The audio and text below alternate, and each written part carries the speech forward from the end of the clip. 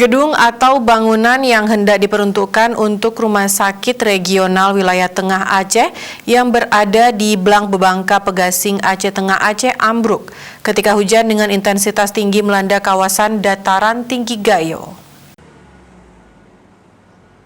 Gedung atau bangunan yang direncanakan diperuntukkannya untuk Rumah Sakit Regional untuk Wilayah Tengah Aceh yang berada di Blang Bebangka Pegasing Aceh Tengah ambruk.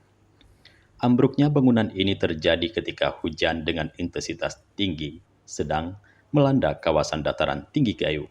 Bahkan cuaca hujan lebat memang terjadi sejak 5 hari terakhir. Bagian bangunan rumah sakit regional yang ambruk tersebut direncanakan akan digunakan untuk unit gawat darurat atau tempat register untuk pasien rawat inap masuk. Bangunan rumah sakit ini sudah dibangun dalam beberapa tahun terakhir yang direncanakan sebagai Rumah Sakit Wilayah Tengah Aceh, meliputi Kabupaten Aceh Tengah, Bener Meriah, Gayo Lues, dan Aceh Tenggara.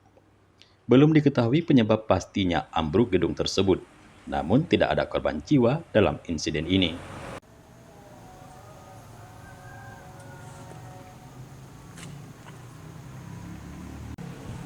Dari Aceh Tengah, Tim Liputan Aceh TV melaporkan.